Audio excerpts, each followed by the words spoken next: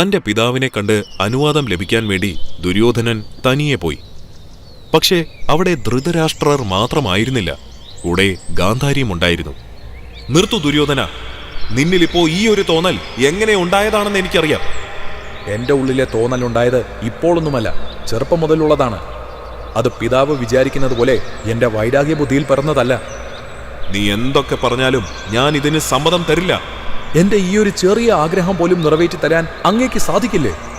മറ്റൊന്നിനും വേണ്ടിയല്ല, ഒരു തവണ എനിക്ക് പാണ്ഡവരുടെ മുന്നിൽ വിജയിക്കണം. ഒരു തവണ മാത്രം. പിതാവിന് ആഗ്രഹമില്ലേ ഞാൻ വിജയിക്കുന്നത് കാണാൻ? ഇത് കേട്ട ധൃതരാഷ്ട്രർ മൗനത്തിൽ തന്നെ അലിഞ്ഞു. മറുപടി കേൾക്കാത്ത പക്ഷം ദുര്യോധനൻ തന്റെ മാതാപിതാക്കളുടെ മുന്നിൽ നിന്നും പടിയിറങ്ങി. പെട്ടെന്നാണ് ആ ശബ്ദം ദുര്യോധനനെ അവിടെ പിടിച്ചു നിർത്തിയത്. പുത്ര, തന്റെ കണ്ണുകൾ മാതാവിലേക്ക് തിരിഞ്ഞു.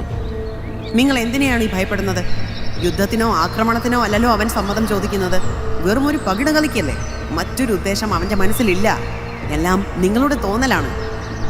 ഗാന്ധാരിയുടെ വാക്കുകൾക്ക് മുൻപിൽ ധൃതരാഷ്ട്രർക്ക് മറുപടി ഉണ്ടായില്ല. കുറച്ചു നേരത്തിന് ശേഷം തന്റെ മകനു വേണ്ടി ആ പിതാവ് സമ്മതം മൂളി. ദുര്യോധനന് എങ്ങുമില്ലാത്ത സന്തോഷം വന്നുദിച്ചു. എന്നാൽ ആ സന്തോഷത്തിന് അധികമായുസ് ഉണ്ടായിരുന്നില്ല. പെട്ടെന്നായിരുന്നു ഇതെല്ലാം കേട്ടുനിന്ന മറ്റൊരാൾ അവിടെ വന്നത്.